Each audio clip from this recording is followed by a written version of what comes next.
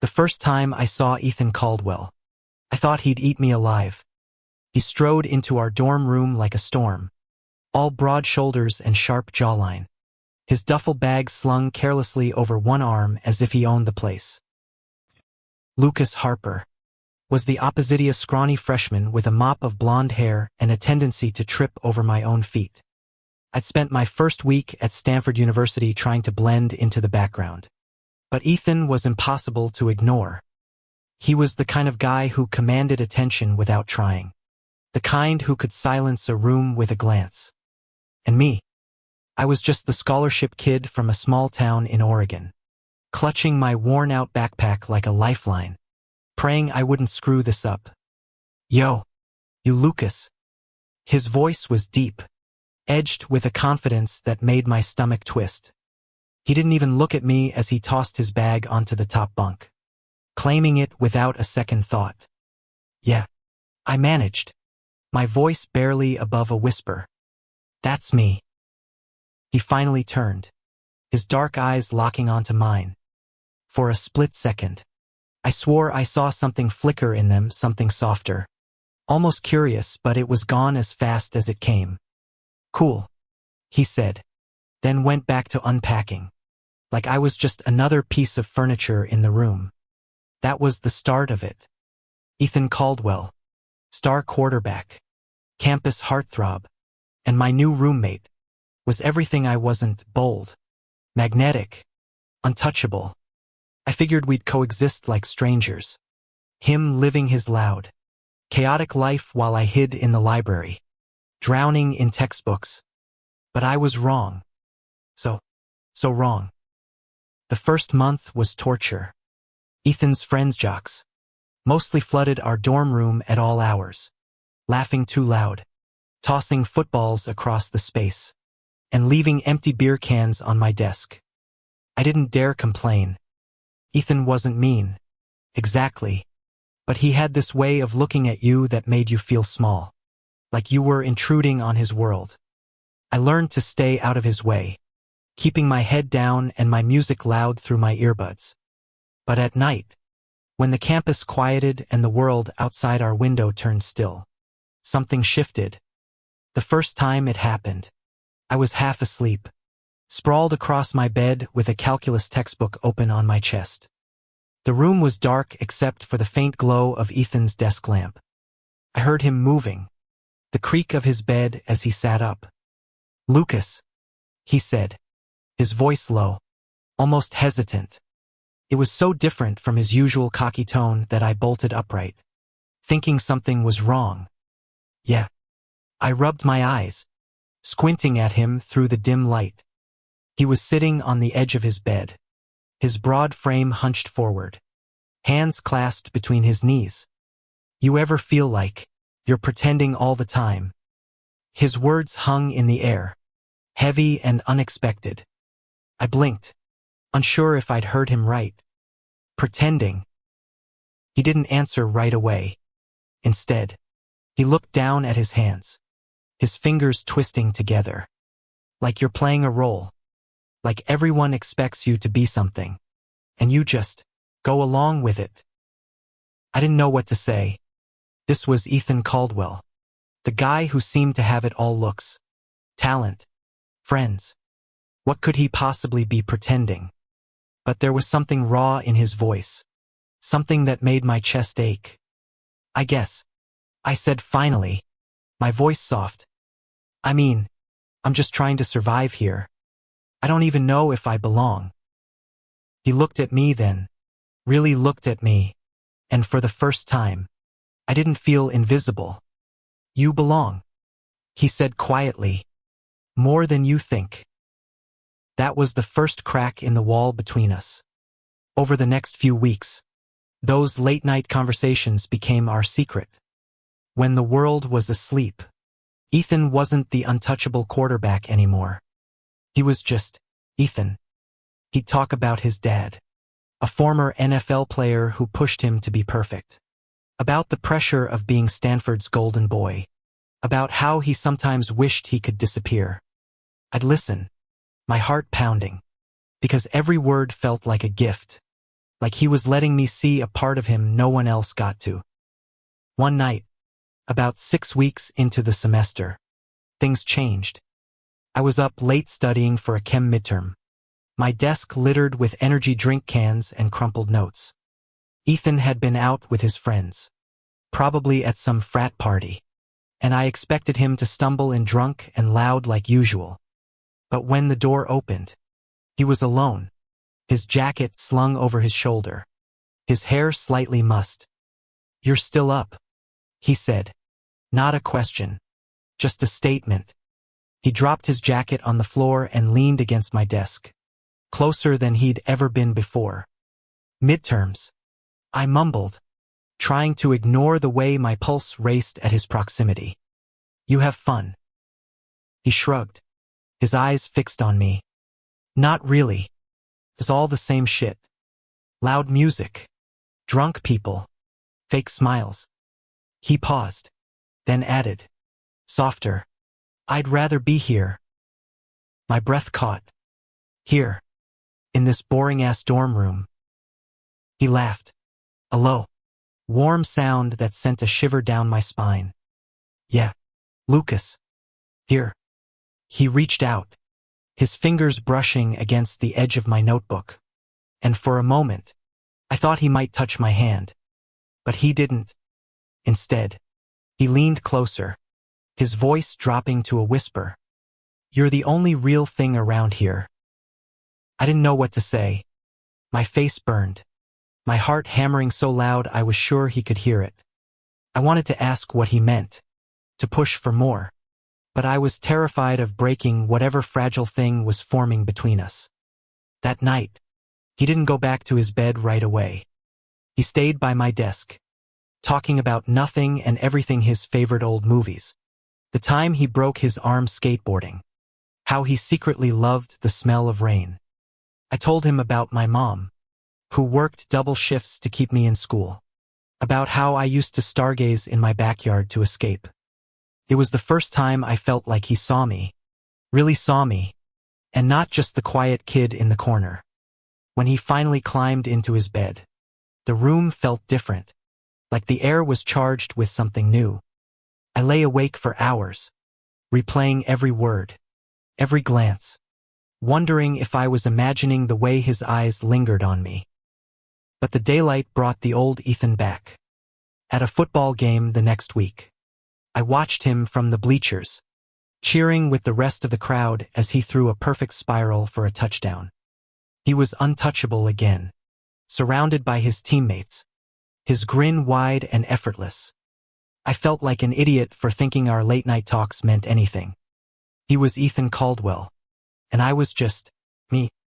After the game, I slipped away, not wanting to face the crowd or the inevitable moment when he'd ignore me in front of his friends. But as I walked back to the dorm, my phone buzzed with a text. "Where'd you go?" It was Ethan. I stared at the screen, my heart doing that stupid flip again. "Just tired. Heading back." His reply came almost instantly. "Wait for me." I didn't know what to make of it, but I sat on the steps outside our dorm, the autumn air cool against my skin. When he showed up, still in his football gear, his hair damp with sweat, he looked larger than life. But his eyes were soft, like they were at night. "You didn't stay," he said, sitting beside me, close enough that our knees brushed. "Didn't think you'd notice," I admitted, my voice barely above a whisper. He frowned, like I'd said something ridiculous. "I always notice you, Lucas." My breath hitched, and for a moment, the world narrowed to just us, sitting on those steps under the fading light. I wanted to ask him why he was different with me, why he kept pulling me in only to push me away in the daylight. But before I could, he stood, offering me his hand. "Come on," he said, his voice gentle. "Let's go home." And as I took his hand, his fingers warm and steady against mine, I realized I was already falling for him hard, fast, and without a safety net. I spent the next week replaying that moment on the steps, Ethan's hand in mine. His words echoing in my head. I always notice you. Lucas. It was dangerous. Letting myself hope. But I couldn't stop. Every night, when the dorm went quiet, Ethan became someone else, someone who laughed at my dumb jokes, who listened when I rambled about constellations, who looked at me like I was more than just the scholarship kid. But by morning, he was back to being the untouchable quarterback, surrounded by his loud friends, leaving me to wonder if I'd imagined it all. The tension between us grew like a storm cloud, heavy and electric. I tried to keep my distance during the day, sticking to my routine of classes and study sessions. But Ethan had a way of pulling me back.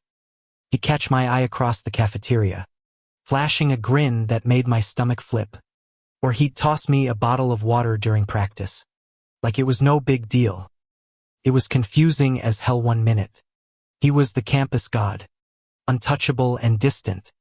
The next, he was sitting on my bed at 2 a.m., asking me what I wanted to do with my life. One night, after a particularly brutal day of midterms, I was sprawled on the floor, surrounded by flashcards, when Ethan came back from a team meeting. He looked exhausted, his shoulders slumped, his usual swagger gone. Without a word, he dropped onto the floor beside me, so close our arms brushed. Rough day? I asked, trying to keep my voice steady.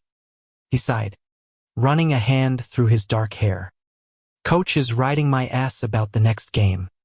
Says I'm distracted. He glanced at me, his eyes searching. Maybe he's right. I swallowed, my mouth suddenly dry. Distracted by what? He didn't answer right away. Instead, he reached for one of my flashcards, twirling it between his fingers.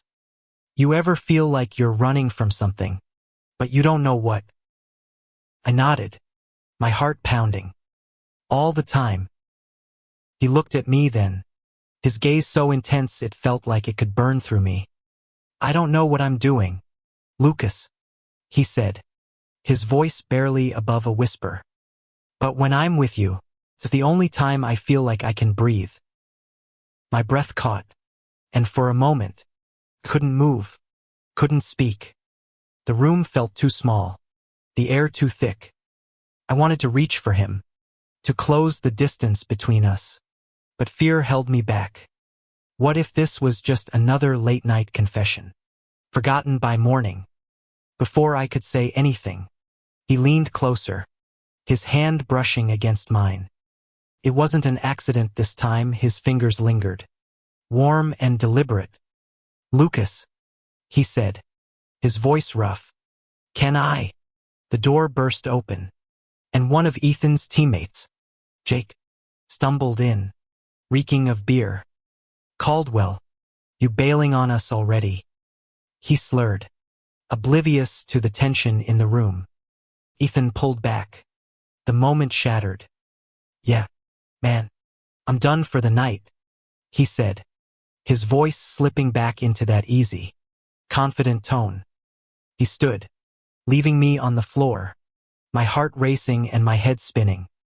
Jake didn't notice me, but Ethan glanced back as he grabbed his jacket, his eyes unreadable.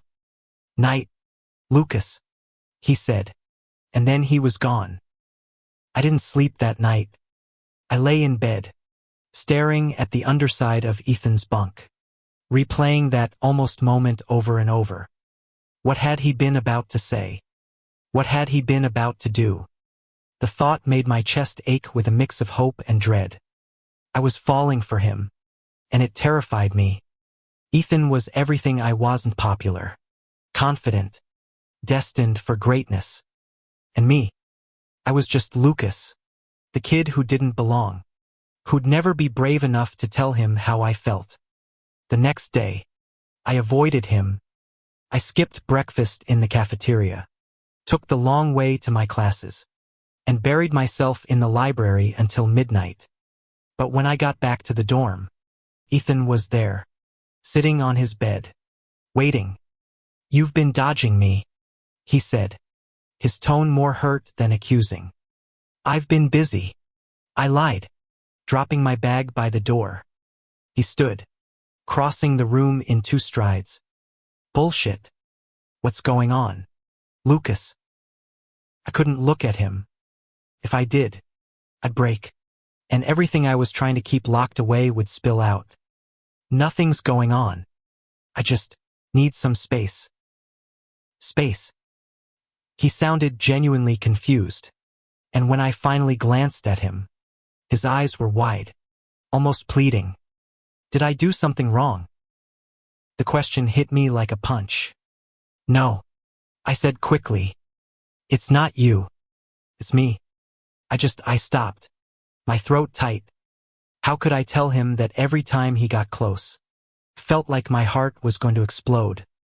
That I was terrified of what it meant, of what it could cost me." He stepped closer, his voice softening. "Talk to me, Lucas. Please." I shook my head, backing away until I hit the wall. "I can't," I whispered. "I can't do this." "Do what?"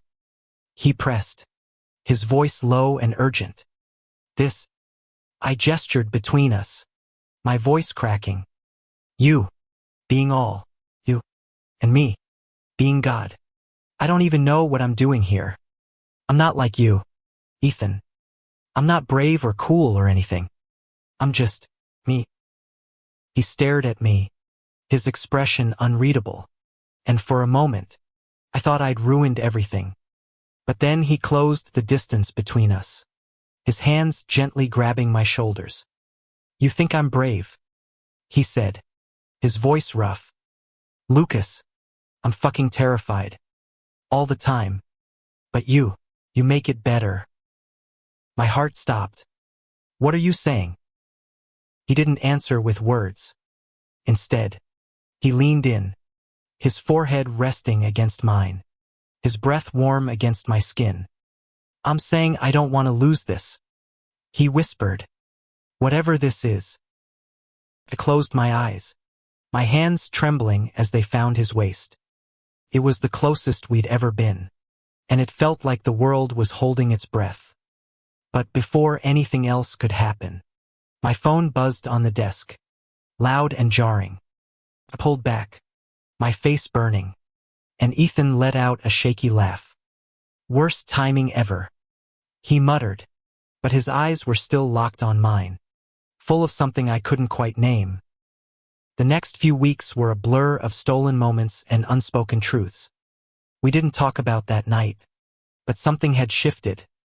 Ethan started finding excuses to be near me, sitting closer during our late-night talks, brushing his hand against mine when he passed me a coffee, leaving notes on my desk with stupid doodles that made me laugh. It was intoxicating, but it was also terrifying, because every time I let myself believe this could be real, I'd see him with his friends, laughing and untouchable, and doubt would creep back in.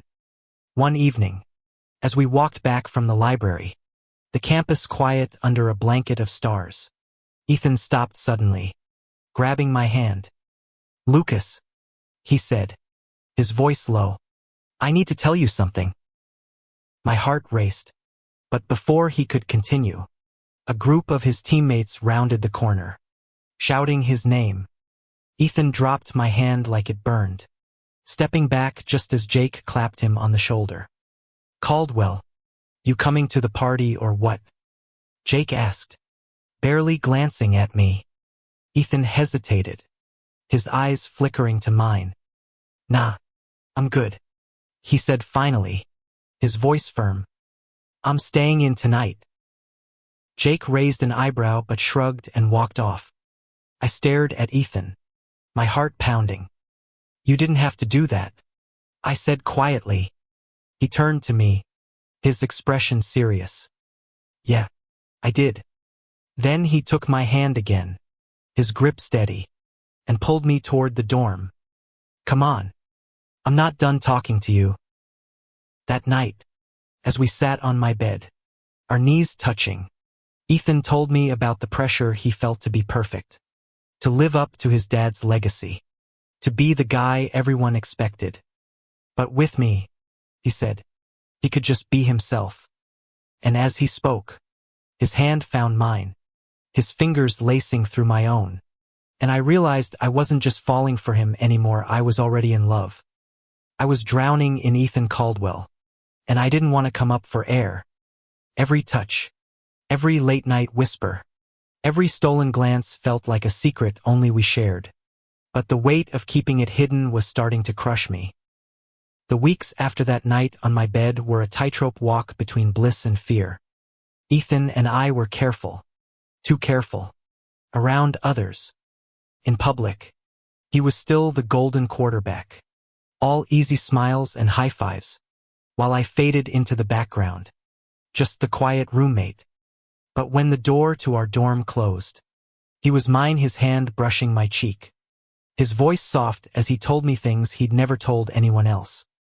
It was intoxicating, but it was also a lie, because no matter how close we got at night, the daylight kept us apart. One afternoon, I was in the library, buried in a physics textbook, when Ethan's teammate Jake slid into the seat across from me. "Yo, Lucas, right?" he said, his grin more predatory than friendly. I nodded, my stomach twisting. Jake had never spoken to me before. Not like this. "What's up?" He leaned forward, his voice low. "You and Caldwell are tight. Always holed up in that dorm together."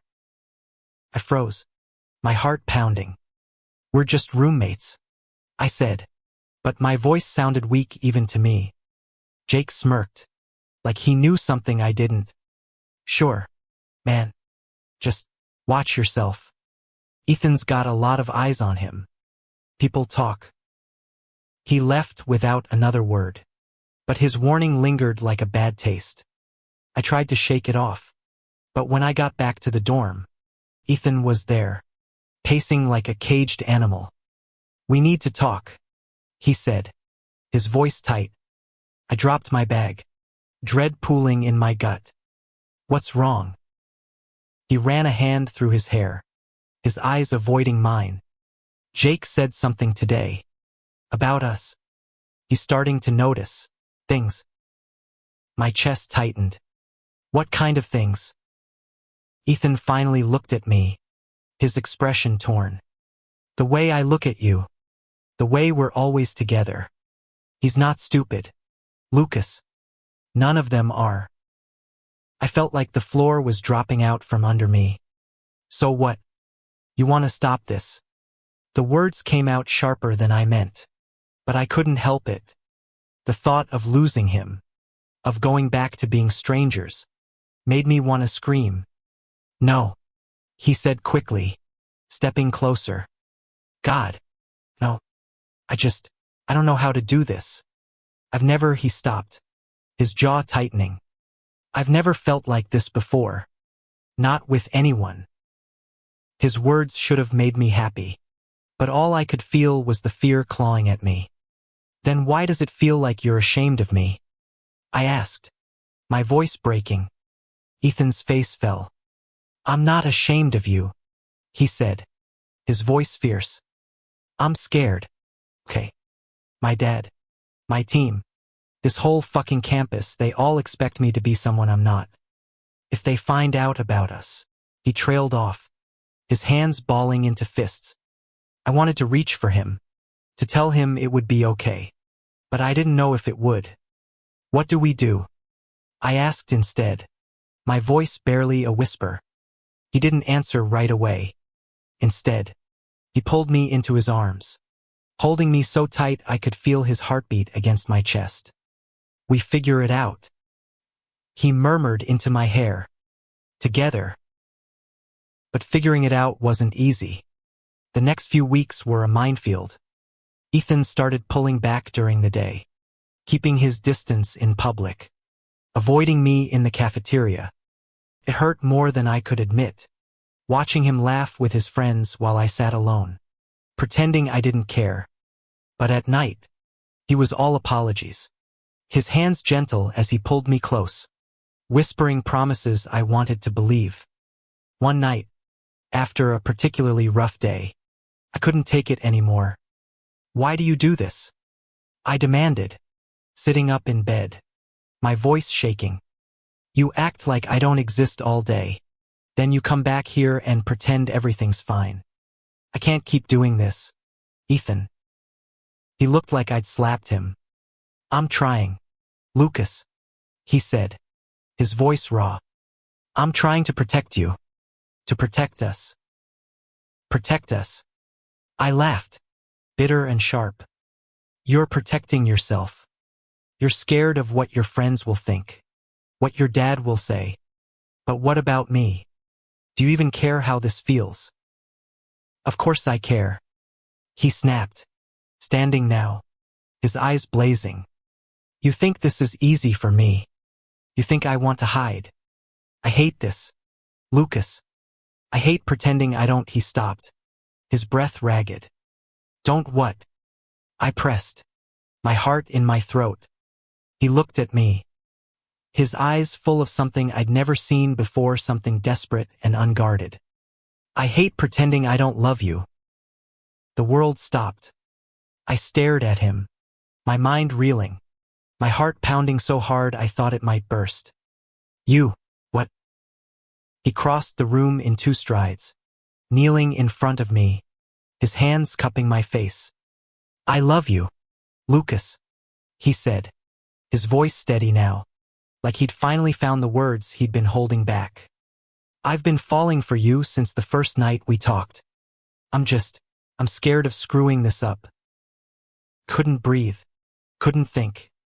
All I could do was lean forward and kiss him, my hands fisting in his shirt as I poured everything into Ivory fear.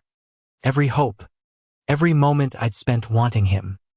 He kissed me back, desperate and hungry, like he'd been waiting for this as long as I had. When we finally pulled apart, his forehead rested against mine, his breath uneven. "I'm sorry," he whispered. "I'm sorry for making you feel like you're not enough. You're everything, Lucas." I wanted to believe him, but the fear was still there, sharp and cold. "What happens now?" I asked, my voice trembling. He took my hand, his grip firm. "We do this together. No more hiding. Not from you." The next day, Ethan proved he meant it. Practice. When Jake made a snide comment about me, Ethan didn't laugh it off like he usually did. Instead, he stepped up, his voice calm but firm. "Lay off, Jake. He's my friend." It wasn't a declaration of love, but it was something. A start.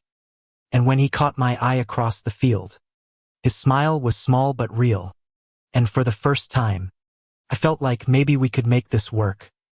But the world wasn't done testing us. That night, Ethan got a call from his dad, and I watched his face shut down as he listened, his jaw tight, his eyes distant. When he hung up, he didn't say anything, just sat on his bed, staring at the floor. "What's wrong?" I asked, sitting beside him. He didn't look at me. "My dad's coming to the game this weekend. He wants to talk. About my future. About everything." I felt a chill run through me. Ethan's dad was a legend, a former NFL star who lived for his son's success. And from everything Ethan had told me, he wasn't the kind of man who'd take kindly to his son being in love with another guy. "What are you going to tell him?" I asked, my voice barely audible. Ethan turned to me, his eyes full of fear and determination. "The truth," he said. "I'm done lying." Ethan's words hung in the air like a promise and a threat. I'm done lying. I wanted to believe him, to hold on to the hope that we could face the world together. But the shadow of his father's visit loomed over us, dark and heavy.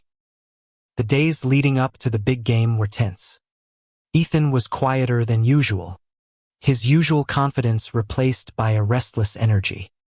He still smiled at me in the dorm, still reached for my hand when no one was looking, but I could see the weight on his shoulders. His dad, Michael Caldwell, was a name that carried power on the field. In the media, in Ethan's life.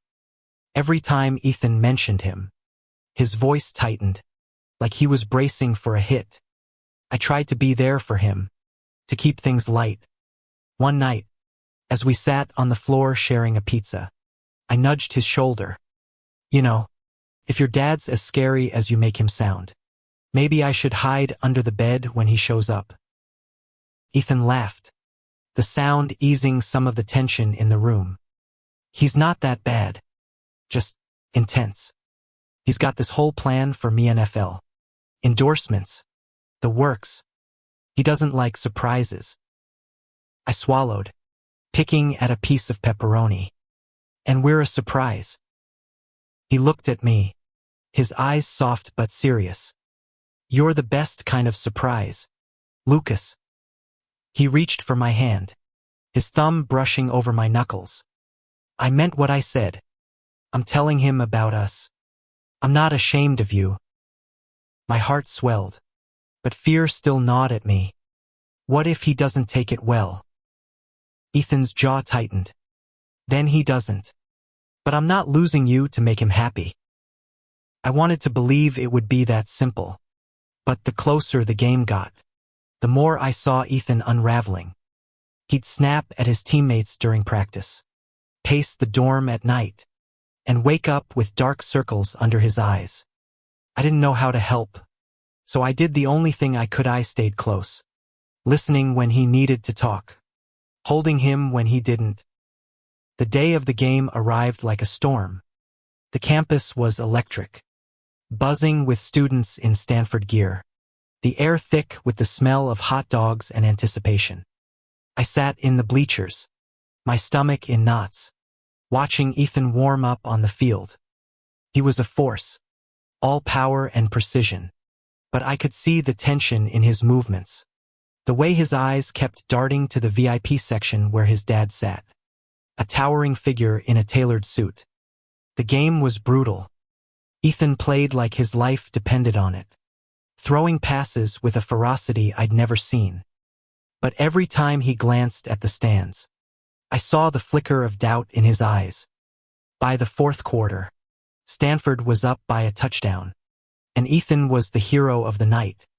When the final whistle blew, the crowd erupted, chanting his name. I should have been proud, but all I could think about was what came next. After the game, Ethan's dad was waiting for him in the locker room. I lingered outside, my hands stuffed in my pockets, trying to stay calm. When Ethan finally emerged, his hair still damp from the shower, his expression was unreadable. How'd it go? I asked, my voice barely steady. He didn't answer right away. Instead, he grabbed my arm and pulled me into a quiet corner of the stadium, away from the crowd. He wants me to transfer, he said finally, his voice low and rough. Says Stanford's not pushing me hard enough.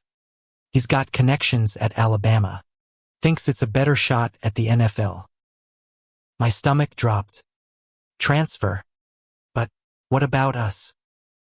Ethan's eyes met mine, and for the first time, I saw real fear in them. I told him I'm not going. Told him I'm staying here. For you. I stared at him, my heart pounding. You said that to your dad. He nodded, his jaw tight. He didn't take it well. Said I'm throwing away my future, that I'm letting distractions get in the way. He swallowed hard, his voice breaking. He doesn't know about us. Not yet. But he knows something's up. He kept pushing, asking why I'm so hellbent on staying. What did you say? I asked, my voice barely a whisper. I told him I'm in love, Ethan said, his eyes locked on mine. I didn't say your name, but I think he knows. The world tilted. I reached for his hand, my fingers trembling as they found his. Ethan, you didn't have to. Yes, I did. He cut me off, his voice fierce. I'm done hiding. Lucas. I meant it. I love you, and I'm not letting him or anyone else take that away. Before I could respond, he pulled me into a kiss, right there in the shadowed corner of the stadium. It wasn't soft or tentative, it was desperate, like he was staking a claim. I kissed him back, my hands gripping his jacket, the roar of the crowd fading into nothing. When we pulled apart, his forehead rested against mine, his breath uneven. I don't know what's gonna happen, he admitted, but I know I want you with me, no matter what. The next few days were a whirlwind. Ethan's dad stayed in town, and every conversation with him left Ethan more drained. I could see it in the way he moved, the way his smiles didn't reach his eyes. But he didn't pull away from me. If anything, he leaned in harder, holding my hand under the table at the cafeteria, sneaking kisses in the dorm when no one was around. One night, as we lay in my bed, his arm draped over my waist, he told me about his dad's ultimatum. He says if I don't transfer, he's cutting me off, Ethan said, his voice quiet. No more tuition, no more support.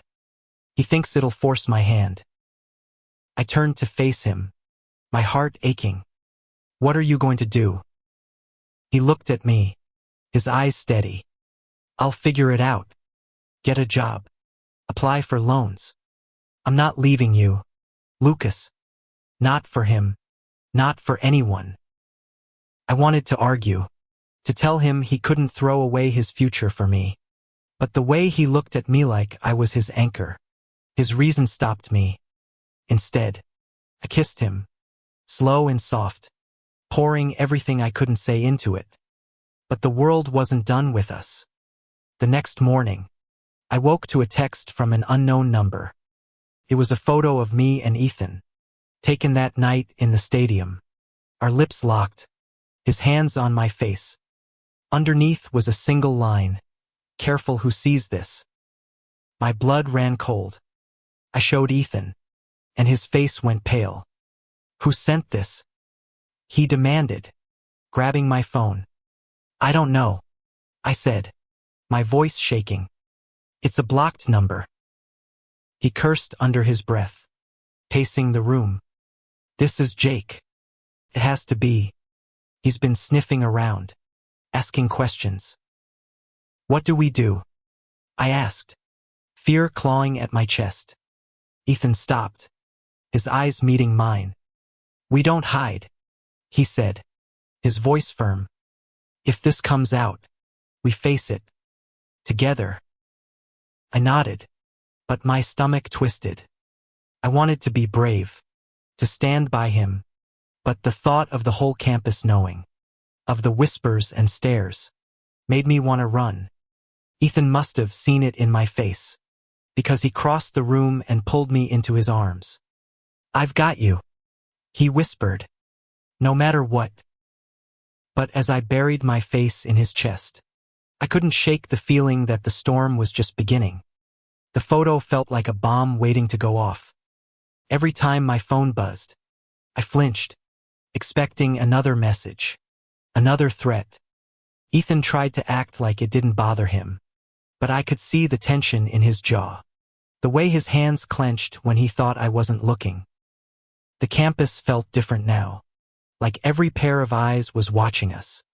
I started noticing things, whispers in the cafeteria, sidelong glances from Ethan's teammates, a group of guys laughing a little too loud when we passed.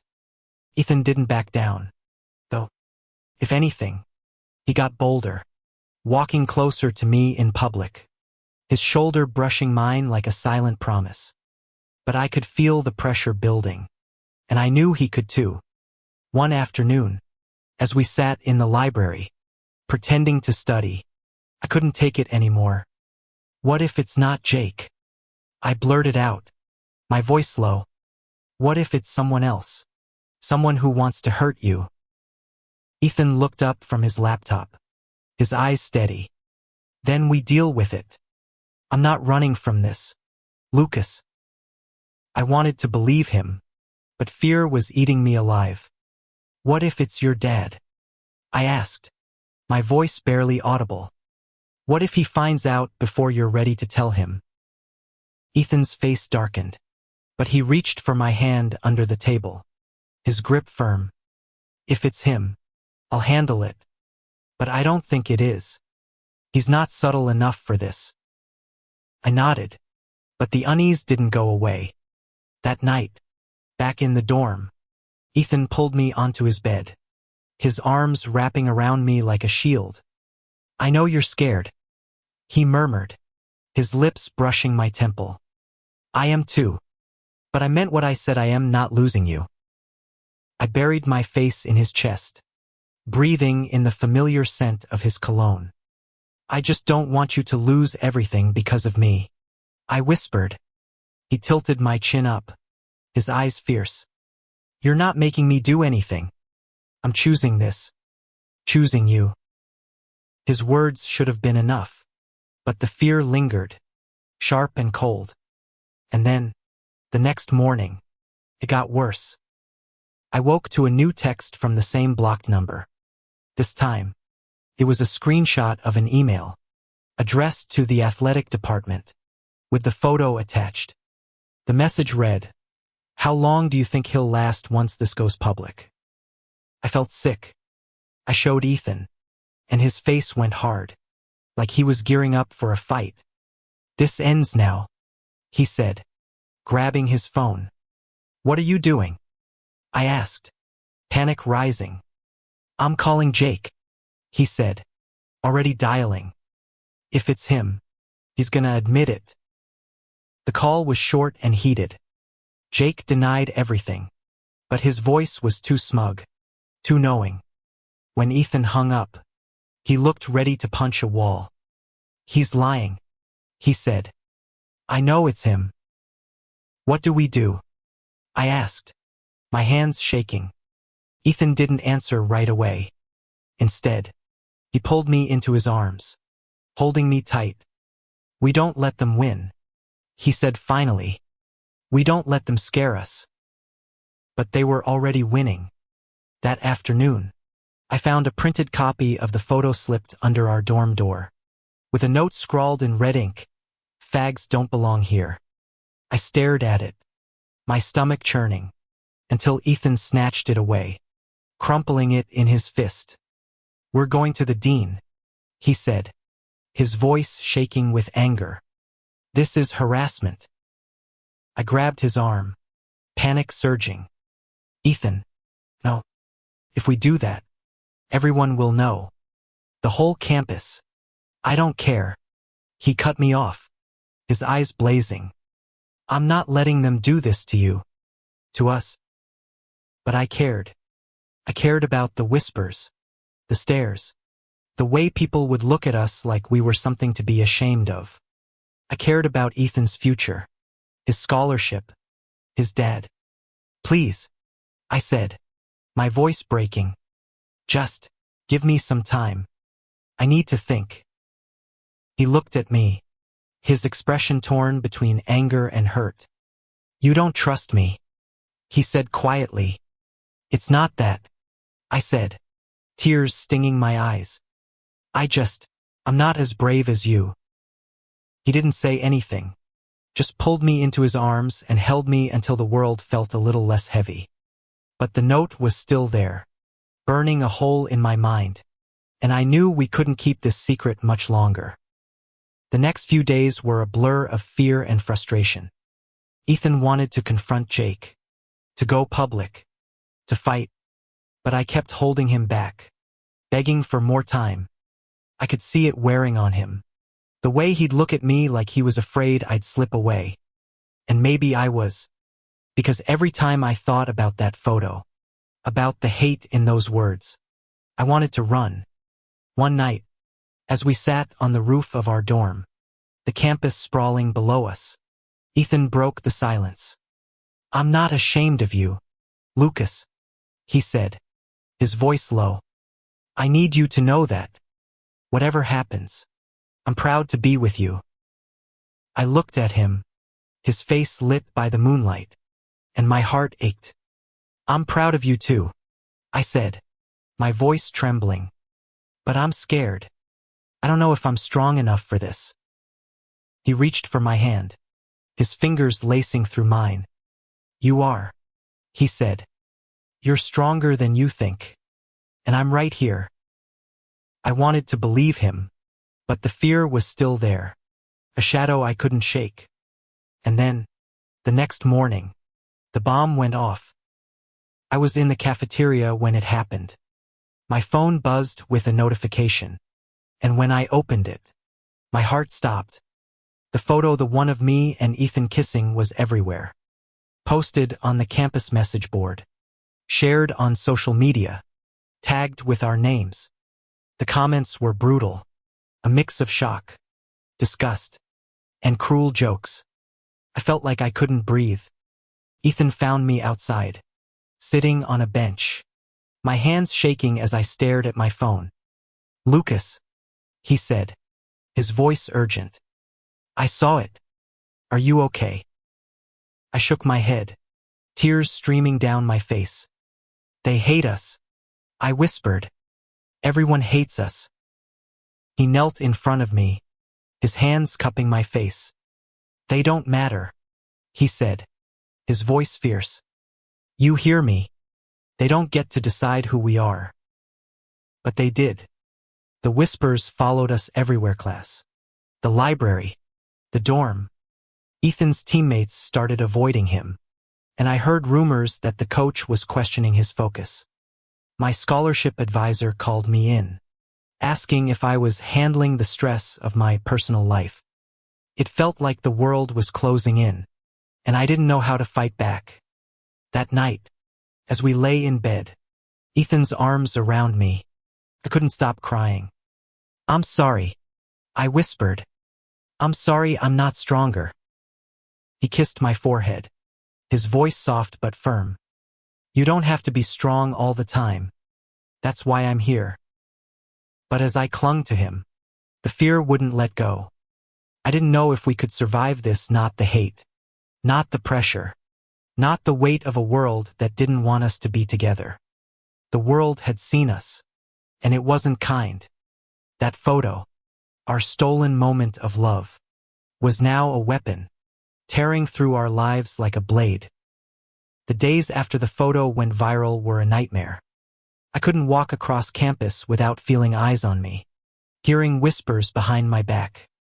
Ethan tried to shield me, walking me to class, sitting closer than ever in public. But it only made things worse.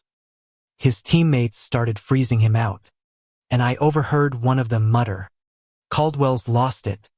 As we passed, my scholarship advisor called me in again, her face tight with concern, asking if I needed support resources.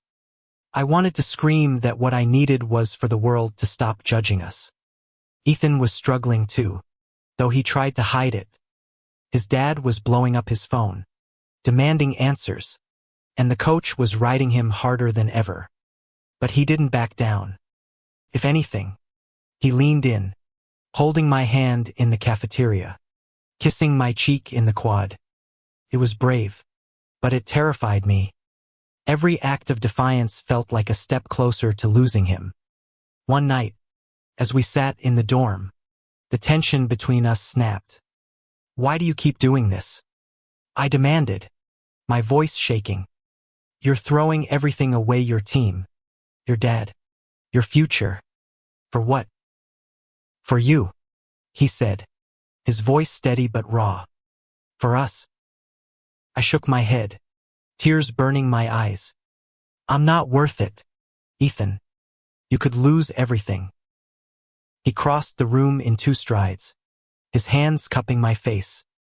You're worth everything, he said, his voice fierce.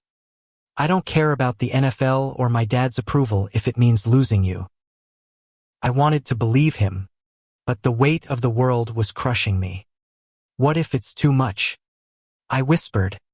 What if we can't do this? He pulled me into his arms, his voice soft against my ear. We can. We will.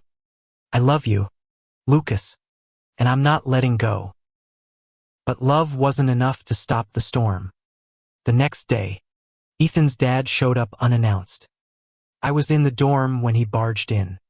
A towering man with Ethan's sharp jaw and none of his warmth. "Where's my son?" he demanded, barely glancing at me. "He's at practice," I said, my voice small.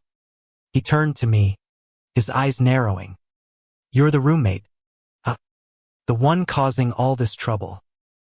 My stomach twisted, but I held his gaze. "I'm not causing anything. I just care about him." He laughed. A cold, bitter sound. "Care about him? You're ruining him. He had a future, and now he's throwing it away for some fling." "It's not a fling," I said, my voice shaking but firm. "I love him." He stared at me, his expression unreadable, then turned and left without another word. When Ethan got back, I told him everything, and his face went pale. "I'm telling him tonight," he said, his voice hard. "All of it." I grabbed his arm, panic rising. "Ethan, no. He'll cut you off." I don't care." He cut me off, his eyes blazing. "I'm done living for him. I want a life with you, Lucas. A real one." That night, Ethan met his dad at a restaurant off campus. I stayed in the dorm, pacing, my heart in my throat. When he came back, he looked like he'd been through a war. His eyes were red, his shoulders slumped, but he managed a small smile when he saw me. "He's done," he said, his voice flat. "No more tuition, no more calls. He says I'm a disappointment." I felt like I'd been punched. "Ethan, I'm so sorry." "Don't," he said, pulling me into his arms. "I made my choice. I chose you." I clung to him, tears streaming down my face. "What do we do now?" He kissed my forehead, his voice soft but steady. "We start over. Together." The next few weeks were hard. Ethan applied for financial aid, picked up a part-time job at the campus gym, and threw himself into his classes. His teammates were still cold, but a few started coming around, offering quiet support. I did what I could, tutoring him when his grades slipped, sneaking him coffee during late-night shifts. We were fighting, but we were fighting together. One evening, as we walked across campus, the stars bright above us, Ethan stopped and pulled me close. "I don't regret it," he said, his voice low. "Not a single second." I looked up at him, my heart full. "Neither do I." He kissed me, slow and deep, right there in the middle of the quad. And for the first time, I didn't care who saw. The world could judge us, hate us, try to tear us apart. But we were stronger than that. We had each other. But the fight wasn't over. A week later, Jake cornered me outside the library, his smirk gone, his eyes cold. "You think you've won," he said. "This isn't over." I stood my ground, my heart pounding. "We're not afraid of you." He laughed, stepping closer. "You should be." That night, I told Ethan, and his face hardened. "He's done," he said. "I'm ending this." The next day, Ethan confronted Jake in front of the team. It was messy, loud, and public, but Ethan didn't back down. He admitted everything: our relationship, the photo, the harassment. Some of his teammates looked shocked, others uncomfortable, but a few stepped up, telling Jake to back off. By the end, Jake was the one looking small, and Ethan was the one standing tall. Life didn't get easier overnight, but it got better. The whispers faded, the stares softened, and Ethan and I found a new rhythm. We studied together, laughed together, loved together, and every night, When the world went quiet, he'd pull me close, his voice soft as he whispered, "I'm glad it's you." I used to think love was a fairy tale, something that happened to other people in movies and books. But with Ethan, it was real, messy, and worth every bruise. The fallout from Ethan's confrontation with Jake was immediate. The team was divided. Some rallied behind Ethan. Others kept their distance. And a few, like Jake, doubled down on their resentment. But Ethan didn't waver. He walked onto the field every day with his head high, throwing passes with the same precision, proving he was still the star quarterback, no matter what anyone said. I watched from the bleachers, my heart swelling with pride and fear, knowing every game was a battle he was fighting for us. Off the field, we were building something new. Ethan's part-time job at the gym meant late nights, but I'd wait up, studying at my desk until he stumbled in, exhausted but smiling. We'd collapse onto my bed, his arms around me, and talk about everything: our classes, our dreams, the future we were starting to imagine together. It wasn't perfect, but it was ours. One night, as we lay tangled in each other's arms, Ethan traced circles on my back and said, "I want to take you somewhere. Just us." I propped myself up, curious. "Where?" He grinned, a spark of his old mischief in his eyes. "It's a surprise. This weekend. You in?" I didn't hesitate. "I'm in." That Saturday, Ethan drove us out of Palo Alto in his beat-up pickup truck. The windows down, the radio blasting some cheesy pop song he pretended to hate but knew every word to. We ended up at a small lake an hour away, surrounded by towering pines and a sky so blue it hurt to look at. It was quiet, peaceful, the kind of place where the world felt far away. Ethan spread a blanket on the grass, pulling out a picnic he'd packed: sandwiches, chips, and a bottle of cheap wine he'd swiped from a teammate's stash. We ate, laughed, and splashed in the shallow water, the cold biting at our skin. For the first time in weeks, I felt light, like the weight of the campus.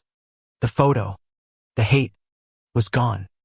As the sun set, painting the lake in shades of orange and pink, Ethan pulled me close, his chin resting on my head. "This is what I want," he said, his voice soft. "You and me. Like this. No one else." I turned in his arms, looking up at him. "Even if it's hard." He smiled, brushing a strand of hair from my face. "Especially if it's hard. You make it worth it, Lucas."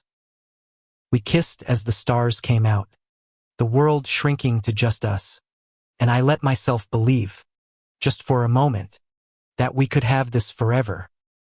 But reality always finds a way back in. On Monday, we returned to campus to find a new wave of rumors. Someone had posted an anonymous article on the student newspaper's website, calling Ethan's lifestyle a distraction to the team. It wasn't signed, but we both knew Jake was behind it. The comments were vicious, tearing into Ethan's performance, his character. I found him in the locker room after practice, sitting alone, his head in his hands. "They're trying to get me benched," he said, his voice hollow. "Coach says if I don't get my head in the game, I'm out." I knelt in front of him, my heart aching. "You're the best player they've got. They can't bench you." He looked at me, his eyes tired. "They can do whatever they want. Lucas. You've seen it. They want me to be someone I'm not." I took his hands, squeezing them tight. "Then be you. The real you. The guy who loves old movies and laughs at my dumb jokes and makes me feel like I'm enough. That's who they need." He stared at me, his expression softening. "How do you do that?" he asked, his voice barely above a whisper. "How do you make everything feel okay?" I smiled, my throat tight. "Because you do the same for me." That night, we made a plan. Ethan would talk to the coach, lay it all out, his commitment to the team, his relationship with me, his determination to keep playing. I'd go to the dean, report the harassment, and demand action. It was risky, but we were done hiding. The meeting with the coach went better than expected. He was gruff, old school, but he respected Ethan's talent. "You're a damn good player, Caldwell," he said. "Just keep your focus, and we're good." It wasn't acceptance, but it was enough. My meeting with the dean was harder. She listened, took notes, promised to investigate, but her eyes were guarded, like she was weighing the politics of it all. When I mentioned the note and the article, she nodded, but I could tell she was hesitant to point fingers without proof. Still, we felt a spark of hope. The team started to shift. Some players, like Ethan's friend Marcus, started sticking up for him, shutting down Jake's snide comments. The whispers didn't stop, but they got quieter, and for the first time, I felt like we might actually win this. One evening, as we studied in the library, Ethan leaned over and kissed my cheek, right in front of a group of students. I froze, expecting stares, but most people just kept working, like it was no big deal. Ethan grinned, his eyes bright. "See, the world's not ending." I laughed, my heart lighter than it had been in weeks. "You're gonna get us in trouble." "Worth it," he said, stealing another kiss. But the past has a way of catching up.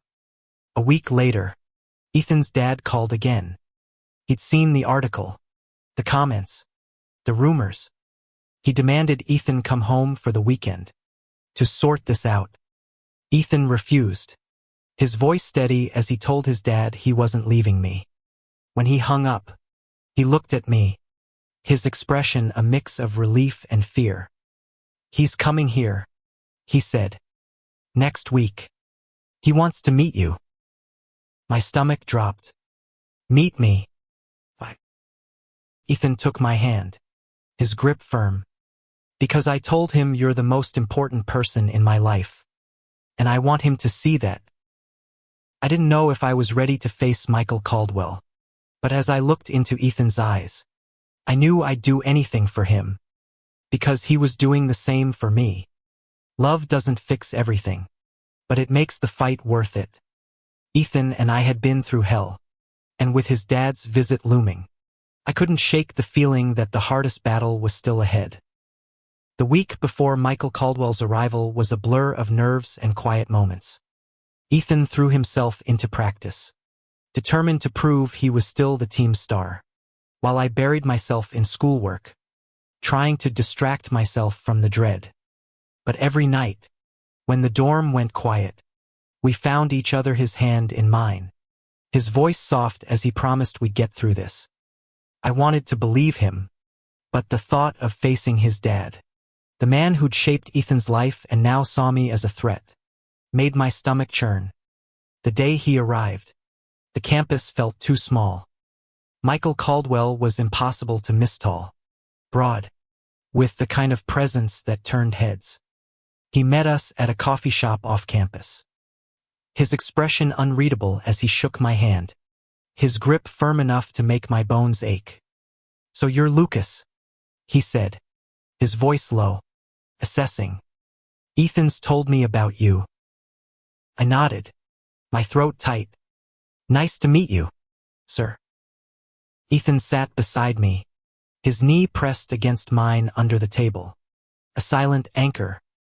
"Dad, I know this isn't what you expected," he started, his voice steady. "But Lucas is part of my life now. I love him." Michael's eyes narrowed, but he didn't interrupt. He listened as Ethan laid it all out, our relationship, the harassment, the fight to be ourselves. I chimed in when I could, my voice shaking but honest, telling him how much Ethan meant to me, how he'd made me braver than I ever thought I could be. When we finished, Michael leaned back, his face hard. "You're throwing away everything I built for you," he said, his voice cold. "The NFL, the legacy, all of it for this." Ethan didn't flinch. "I'm not throwing anything away. I'm choosing what matters to me. And that's Lucas." Michael stared at him, then at me, and for a moment, I thought he'd walk away. But then he sighed. A heavy, tired sound. "You're stubborn, just like me," he said finally. "I don't understand this, Ethan. I don't know if I ever will. But you're my son. I'm not losing you over this." It wasn't acceptance. Not really. But it was a start. When he left, he didn't hug Ethan, didn't shake my hand again, but he promised to keep paying tuition, to keep the lines open. It was more than I'd hoped for, and as we walked back to the dorm, Ethan's hand in mine, I felt a weight lift. The rest of the semester wasn't easy, but it was ours. The team slowly came around, with Marcus and a few others standing by Ethan, shutting down the last of Jake's whispers. The dean's investigation led to Jake's suspension, and the anonymous post stopped. The campus didn't magically become a safe haven, but the stares softened, the whispers faded, and we started to carve out a space for ourselves. One night, as winter set in and the campus glittered with frost, Ethan and I snuck onto the roof again, wrapped in a blanket, the stars bright above us. "You know," he said, his breath visible in the cold air, "I used to think I had to be perfect. For my dad, for the team, for everyone. But you make me want to be real." I leaned into him, my heart full. "You make me want to be brave," I said. "I was so scared when we started this. But now, I do it all again." He kissed me, slow and warm, and as we sat there, the world quiet around us, I knew we'd made it through the worst. We weren't just surviving any more way we're living. Months later, at the end of the semester, Ethan got an offer from a local sports agency, a chance to intern and build a career off the field. He took it, his eyes bright with a new kind of hope, one that didn't depend on his dad's dreams. I got a scholarship extension, and we started talking about moving off campus together, about a future that was ours to build. On our last night in the dorm, we packed up our things, laughing about the chaos of the late-night talks, the stolen kisses, the battles we'd fought. As we stood in the empty room, Ethan pulled me close, his forehead against mine. "I love you, Lucas," he said, his voice soft but sure. "Always will." "I love you too," I whispered, and for the first time, I wasn't afraid of what came next, because whatever it was, we'd face it together. Thank you for listening. If you find it interesting, please like and subscribe to follow the next stories.